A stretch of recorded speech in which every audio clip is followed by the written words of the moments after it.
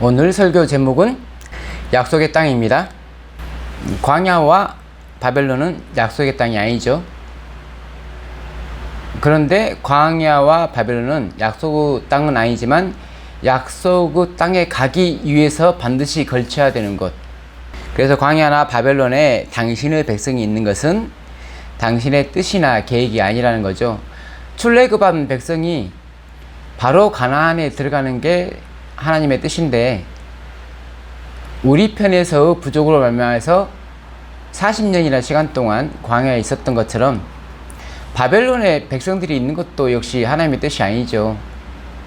바벨론에서 약속의 땅으로, 광야에서 약속의 땅으로 어떻게 우리가 갈 수 있는가, 하나님은 어떻게 우리를 인도하시는가에 대해서 다시 한번 알아보겠습니다. 레위기 26장 39절로 42절, 지난주에 한번 인용했습니다. 한 번으로, 물론 그 전에도 레위기 26장은 굉장히 많이 인용된 구절이에요. 너희 남은 자가 너희의 원수들의 땅에서 자기의 죄로 말미암아 세잔하며 그 조상의 죄로 말미암아 그 조상같이 세잔하리라. 내가 세잔하게 되는 것은 나의 죄로 말미암아서도 세잔되지만 조상의 죄로 인해서도 세잔된다. 이 말을 지금 성경은 하고 있는 거예요.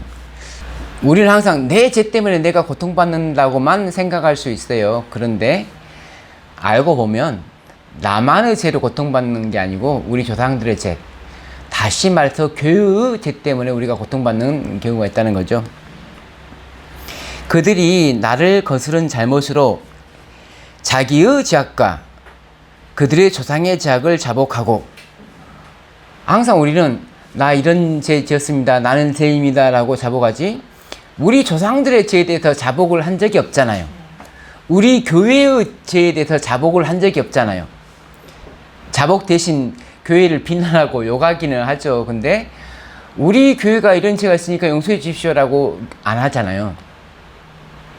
이번 기회에 내가 교회를 사랑함에도 불구하고 교회를 위해서 기도하지 않고 교회를 비난하기만 했구나 라는 걸 또 한번 생각을 해보게 됩니다. 또 그들이 내게 대항함으로 나도 그들에게 대항하여 내가 그들의 원소대로 땅으로 끌어갔음을 깨닫고 그 할례 받지 아니한 그들의 마음이 낮아져서 그들의 죄악의 형벌을 기쁘게 받으면 내가 야곱과 맺은 내 언약과 이삭과 맺은 내 언약을 기억하며 아브람과 맺은 내 언약을 기억하고 그 땅을 기억하리라.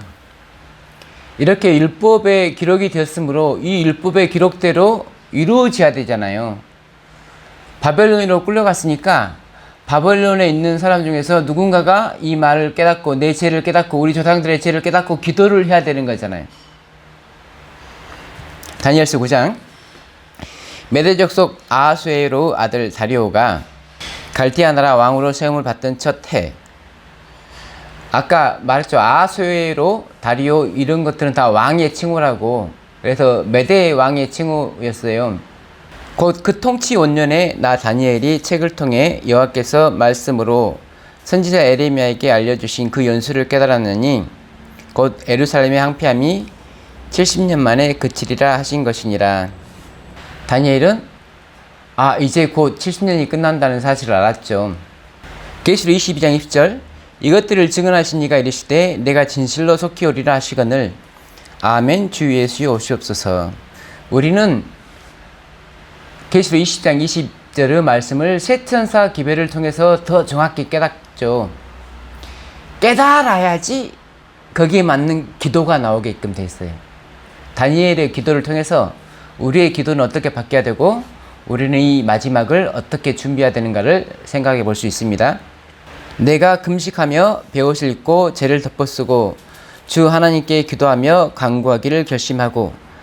예수님께서 속히 오신다는 것도 일방적인 약속이 아니듯이 예루살렘의 황폐함이 70년이라는 말도 일방적인 약속이 될 수가 없어요.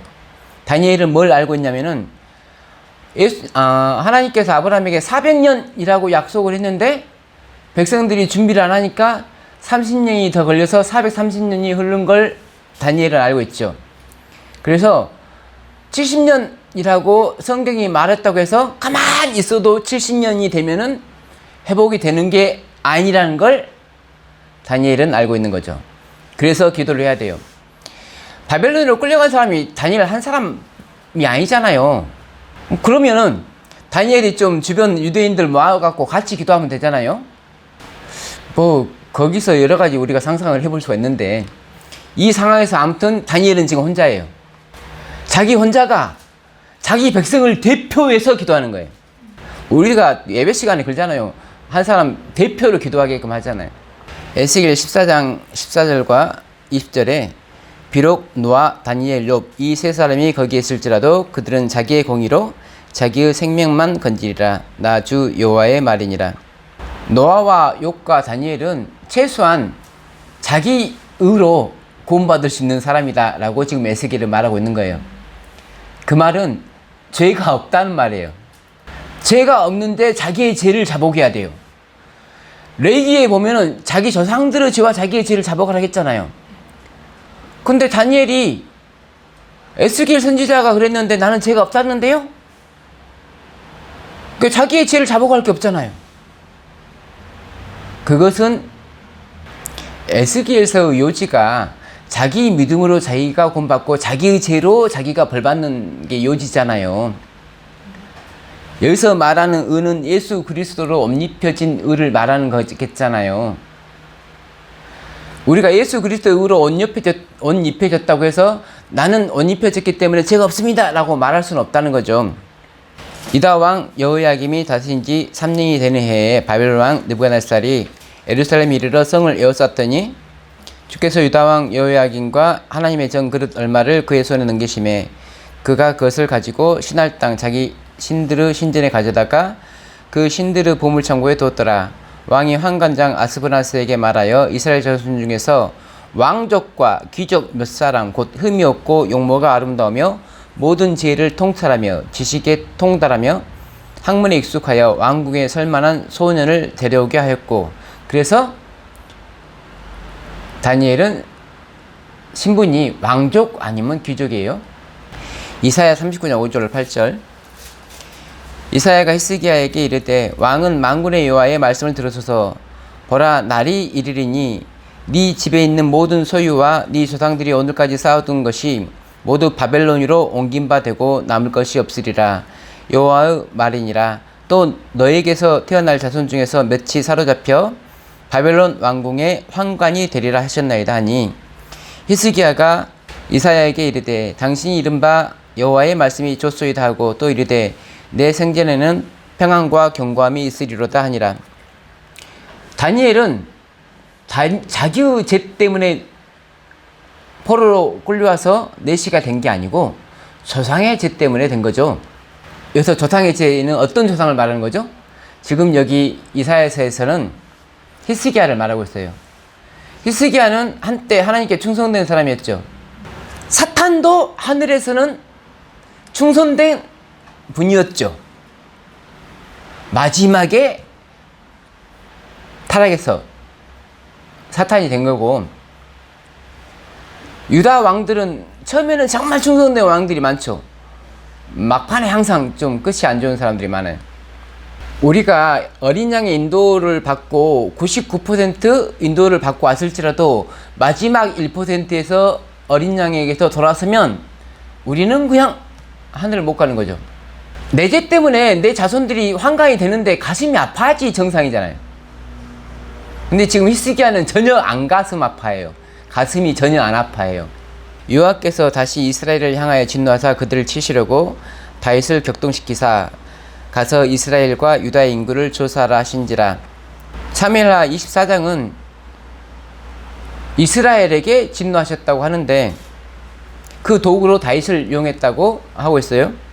16절부터 천사가 예루살렘을 향하여 그의 손을 들어 멸하려 하더니 여호와께서 이 재앙 내리심을 뉘치사. 하나님 입장에서도 자기 백성이 죽는 거잖아요. 다윗은 왕이지만 다윗은 대리적인 왕이고 실제적인 왕은 하나님이시잖아요. 이스라엘 백성이 죽으면 다윗만 슬픈 게 아니고 하나님이 슬픈 거예요. 당신의 피조물을 죽이는 게 무자비한 하나님이 아니시라는 거죠. 자기의 사랑하는 백성들을 죽이는 것은 자기 자신이 죽는 것보다 더 큰 고통일 수가 있어요. 백성을 멸하는 천사에게 이르시되 족하다. 이제 네 손을 거두라 하시니 여호와의 사자가 여부스 사람 아라우나의 타작마당 곁에 있는지라. 이미 하나님께서 뉘치사 더 이상 살생은 없어요. 다윗이 백성을 치는 천사를 보고 곧 여호와께 아뢰어 이르되 나는 범죄하였고 악을 행하였거니와 이 양 무리는 무엇을 행하였나이까. 청하건대 주의 손으로 나와 내 아버지의 집을 치소서 하니라. 다윗과 히스기야는 상반된 품성을 가지고 있죠. 지금 하나님께서는 어떤 걸 다윗과 이스라엘 백성에게 말을 해주려고 하냐면은 히스기야와 반대되는 품성인데 하나님의 품성을 지금 말하고 싶은 거예요. 하나님은 어떤 분인가를 다윗을 통해서. 그러니까 다윗은 지금 하나님의 마음을 대변하고 있는데 이날에 가시 다윗에게 이르러 그에게 아뢰되 올라가서 여부스 사람 아라우나는 역대상의 어르난이라고 되어 있습니다. 어르난의 타작마당으로 기억하시는 분이 많을 거예요. 어르난은 히브리 후기 표현이고 정기 표현으로 아라우나이라고 합니다. 역대상은 회복기 후에 쓰여졌다. 바벨론에서 돌아온 후에 한참 후에 쓰여졌다라고 생각하시면 됩니다. 타작마당에서 여호와를 위하여 제단을 쌓으소서 하며 다윗이 여호와께 명령하신 바 가슴 말대로 올라가니라. 여기서 여호와를 위하여 뭔가 하나님께 빌고 간구해야지 하나님이 용서하실 것 같은 그런 말투로 지금 말을 하잖아요. 그곳에서 여호와를 위하여 제단을 쌓고 번제와 화목제를 드렸더니 이에 여호와께서 그 땅을 위한 기도를 들으시매 이스라엘에게 내리는 재앙이 그쳤더라. 여기서 드려지는 제물은 누구를 예표합니까? 지금 예물을 드려서 제물을 드려서 하나님의 진노가 그쳤는데 여기 제물은 누구를 예표하냐고요? 예수 그리스도를 예표하죠. 언약을 갱신하는 거는 언약의 당사자 중에 몇 명이 언약을 어겼을 때 언약의 당사자를 바꾸면서 언약을 갱신할 수가 있죠. 근데 언약의 당사자인 우리가 전부 100% 죄를 지면 다 죽어야 되잖아요. 다 죽지 않아도 되는 방법이 딱 하나 있어요. 우리 쪽 당사자들 100%가 아닌 상대편 당사자인 하나님이 돌아가시면은 우리는 안 죽어도 돼요. 예. 그러면 하나님은 다시 살아날 수 있으니까 다시 그래서 언약을 하는 거예요. 하나님께서 돌아가신 이유는 언약을 다시 하기 위해서 돌아가실 수밖에 없다고요. 우리는 한번 죽으면 그걸로 끝나는 인간이니까. 죽어도 다시 살 수 있는 분은 하나님밖에 없으니까. 그 진리를 지금 다윗을 통해서 말을 하고 싶은 거예요. 하나님은 너희들이 죽으면 내 마음이 아프고 너희들을 살리기 위해서 내가 대신 죽는다라는 그 진리를 다윗을 통해서 말씀하고 있습니다. 시편 51편 주께서는 제사를 기뻐하지 아니하시나니 그렇지 아니하면 내가 들었을 것이라. 주는 번제를 기뻐하지 아니하시나이다. 하나님께서 구하시는 제사는 상한 심령이라. 하나님이여 상하고 통회하는 마음을 주께서 멸시하지 아니하시리이다. 아라우나의 타작마당에서 제사를 드린 것은 하나님께서 제사를 기뻐하시기 위해서 드린 것이 아니고 그 속의 경륜을 우리한테 더 깨닫게 하기 위해서 명령을 하셨다. 시편 40편 주께서 내 길을 통하여 내게 들려주시기를 제사와 예물을 기뻐하지 아니하시며 번제와 속죄제를 요구하지 아니하신다 하신지라. 그때 내가 말하기를 내가 왔나이다. 나를 가리켜 기록한 것이 두루마리 책에 있나이다. 나의 하나님이여 내가 주의 뜻 행하기를 즐겨오니 주의 법이 나의 심중에 있나이다 하였나이다. 방금 읽어드린 말씀은 제사보다 뭐가 중요하다고요? 제사보다 하나님 뜻 행하는 것이 중요하다. 두루마리 책에 있는 것을 행하는 것이 중요하다는 거죠. 비슷한 말로 이사야 1장 11절 여호와께서 말씀하실 때 너희의 무수한 재물이 내게 무엇이 유익하뇨. 나는 순양의 번제와 살찐 짐승의 기름에 배불렀고 나는 수송아지나 어린 양이나 숫 염소의 피를 기뻐하지 아니하노라. 너희가 내 앞에 보이러 오니 이것을 누가 너희에게 요구했느냐. 내 마당만 밟을 뿐이니라. 헛된 재물을 다시 가져오지 말라. 분향은 내가 가증히 여기는 바요. 월삭과 안식일과 대회로 모이는 것도 그러하니 성회와 아울러 악을 행하는 것을 내가 견디지 못하겠노라. 내 마음이 너희의 올삭과 정한 절기를 싫어하나니 그것이 내게 무거운 짐이라. 내가 지기에 곤비하느니라. 우리는 안식일에 모이는 걸 당연하다고 생각하는데 하나님이 보시기에 우리 백성이 안식일에 모이는 게 기쁜 게 아니고 안식일에 모이는 이유가 하나님한테는 더 중요한 거죠. 그냥 내가 의례껏 안식일 지켜야 되니까 지키는 안식일이 아니라 하나님과 함께 교제하는 그런 안식일, 그런 마음이 다윗에게 있었기 때문에 다윗을 통해서 다윗은 자기의 죄와 백성의 죄를 같이 얘기했다는 거죠. 내 하나님 여호와께 기도하며 자복하여 이르기를 크시고 두려워할 주 하나님, 주를 사랑하고 주의 계명을 지키는 자를 위하여 언약을 지키시고 그에게 인자를 베푸시는 이시여, 우리는 이미 범죄하여 패역하며 행악하며 반역하여 주의 법도와 규례를 떠났사오며 우리가 또 주의 종 선지자들이 주의 이름으로 우리의 왕들과 우리의 고관과 조상들과 온 국민에게 말씀한 것을 듣지 아니하였나이다. 11절로 바로 가겠습니다. 온 이스라엘이 주의 율법을 범하고 추쳐가서 주의 목소리를 듣지 아니하였으므로 이 저주가 우리에게 내렸을 때 곧 하나님의 종 모세의 율법에 기록된 맹세대로 되었사오니 이는 우리가 주께 범죄하였음이니이다. 그래서 교회는 하나입니다. 그래서 우리입니다. 우리. 교회의 죄는 곧 나의 죄입니다. 나의 죄는 곧 교회의 죄입니다. 모세의 율법에 기록된 대로 이 모든 장이 이미 우리에게 내렸사오나 우리는 우리의 죄악을 떠나고 주의 진리를 깨달아 우리 하나님 여호와의 얼굴을 기쁘게 하지 아니하였나이다.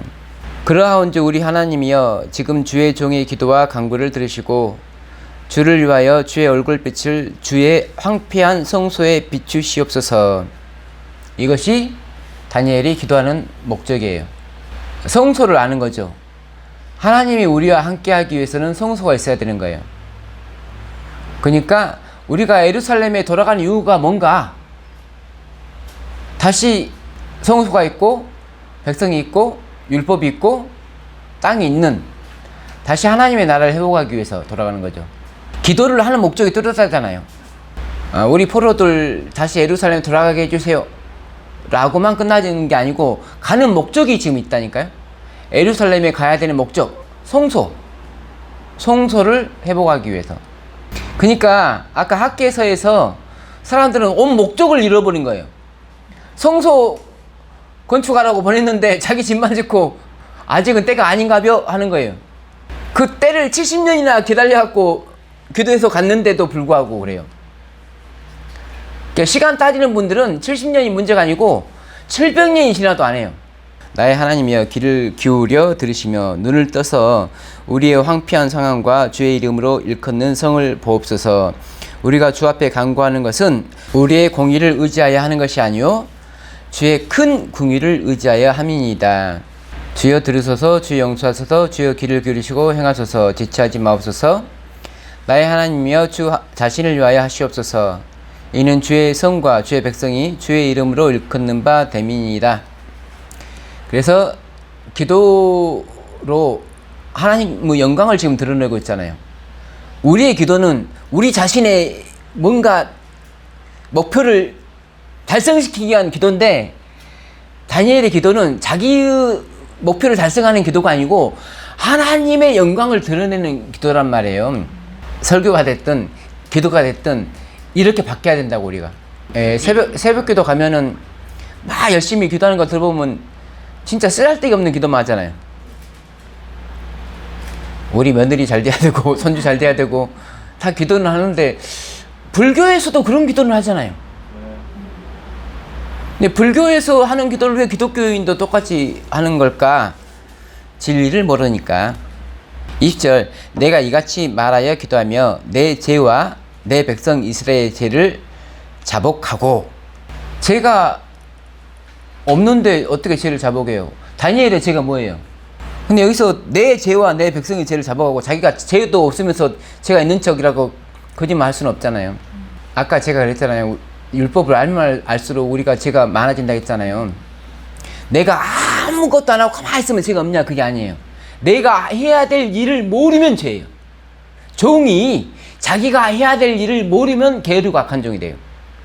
지금 다니엘은 내가 진작에 깨달아야 될 70년을 인자해서 깨달은 거야. 그동안 에레미야를 몇 번을 읽었겠냐고요, 다니엘이. 근데 진작에 깨달아야 될 거 인자 깨달았어. 그것도 죄야. 내가 좀 더 일찍부터 기도하고 했어야 되는데 인자서 깨달았네? 그런 사람에게 주님께서는 뭐라고 하시냐면 23절에 너는 크게 은총을 입은 자라.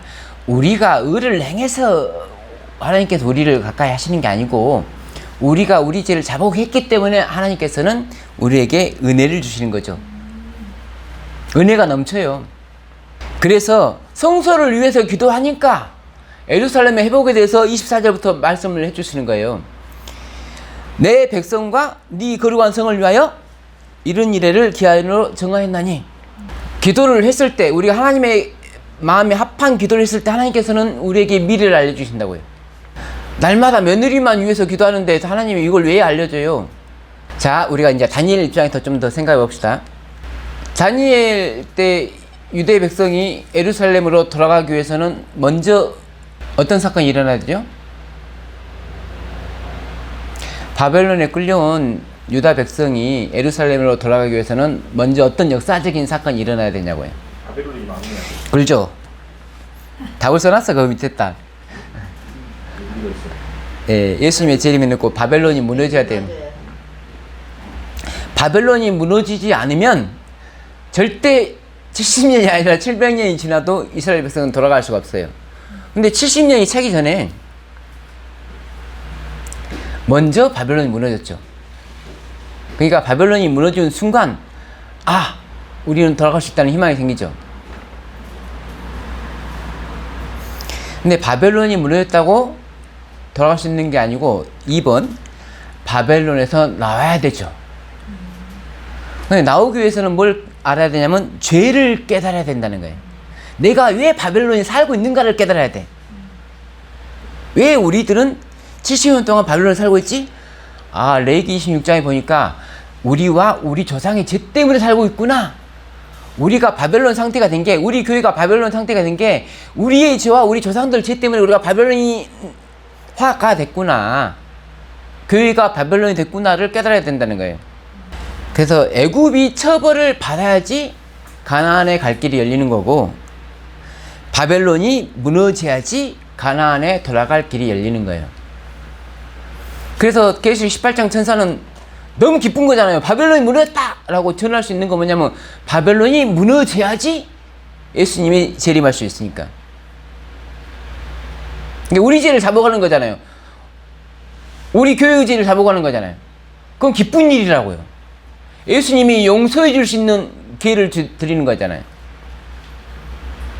지금까지 교회의 죄를 용서하고 싶어도 교회가 죄가 없었는데 18장 전사가 죄가 있습니다라고 말하니까 예수님은 얼마나 기쁘시겠냐고요. 교인들도 듣고 기뻐해야 돼요. 근데 죄가 있다가 하면 기뻐해야 되는데 죄가 없다가 우기잖아요. 그래서 용서를 못 해주는 거예요. 바리새인하고 똑같아요. 바리새인은 죄가 없다고 빡빡 우기니까 용서를 해줄래야 해줄 수가 없는 거잖아요. 에레미야 25장은 느부갓네살 온년, 느부갓네살이라는 왕이 딱 섰을 때부터가 에레미야 25장이에요. 3절 유다 왕 아몬의 아들 요시야 왕 13째 해부터 오늘까지 23년 동안 여호와의 말씀이 내게 임하기로 내가 너희에게 꾸준히 일렀으나 너희가 순종하지 아니하였느니라. 그러므로 여호와께서 그의 모든 종 선지자를 너에게 끊임없이 보내셨으나 너희가 순종하지 아니하였으며 귀를 기울여 듣지도 아니하였도다. 에레미야와 동시대에 사역한 사람이 우선 다니엘이 있고 에스겔이 있고 또 히스기야 시대 때부터 해갖고 우리가 읽은 바 몇 명 되잖아요. 스바냐도 기죠. 긴가요? 하박국도 기죠. 긴가요? 소선지서 읽을 때 그 사람이 어느 시대에 살아있는 걸 알아놔야 돼. 그래야지 문맥을 우리가 이해를 할 수가 있어요. 이제 오늘 읽은 학계는 다 알겠죠. 이제 어느 시대인지 학계는. 보라 내가 북쪽 모든 종족과 내 종 바벨론의 왕 느부갓네살을 불러다가 이 땅과 그 주민과 사방 모든 나라를 쳐서 진멸하며 그들을 놀램과 비웃음거리가 되게 하며 땅으로 영원한 폐허가 되게 할 것이라. 여호와의 말씀이니라. 내가 그들 중에 더 기뻐하는 소리와 즐거워하는 소리와 신랑의 소리와 신부의 소리와 맷돌 소리와 등불빛이 끊어지게 하리니. 자, 25장 10절은 어디서 읽어본 것 같아요? 자, 집에 가셔서 계시록 18장을 읽어보시면 계시록 18장에 똑같이 써졌습니다. 계시록 18장에 써진 모든 것들은 신약과 구약에 있는 유다 민족과 이스라엘에 대해서 한 책망이에요. 더 읽고 제가 그거에 대해서 좀 더 설명드릴게요.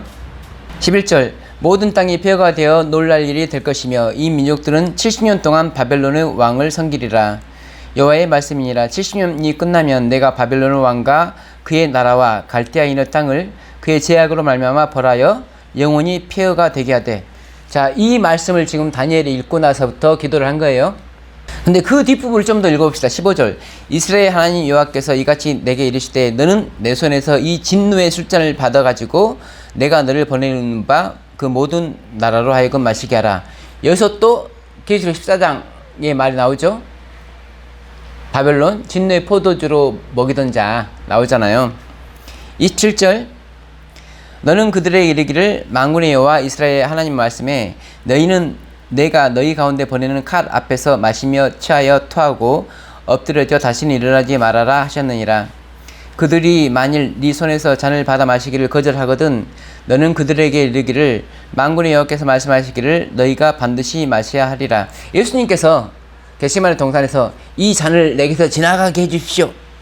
자, 그 잔을 마시면 십자가에서 돌아가셔야 되잖아요. 그 잔을 지금 말하고 있는 거예요. 보라, 내가 내 이름으로 일컬음을 받는 성에서부터 재앙 내리기를 시작하였은즉 너희가 어찌 능히 형벌을 면할 수 있느냐? 면하지 못하리니. 그래서 모든 재앙은 유다에서부터 시작하는 거예요. 유다가 심판받고 유다를 심판한 바벨론이 또 심판을 받는. 그래서 전 세계가 다 심판을 받는.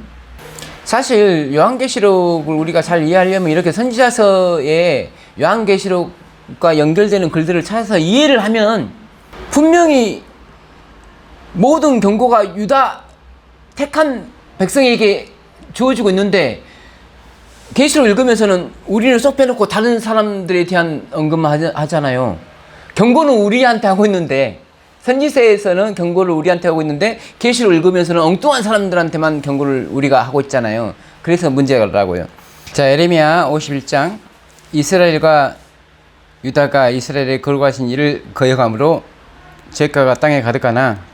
그래서 항상 누구의 죄를 먼저 찾냐면은 교회의 죄를 하나님이 먼저 찾아요.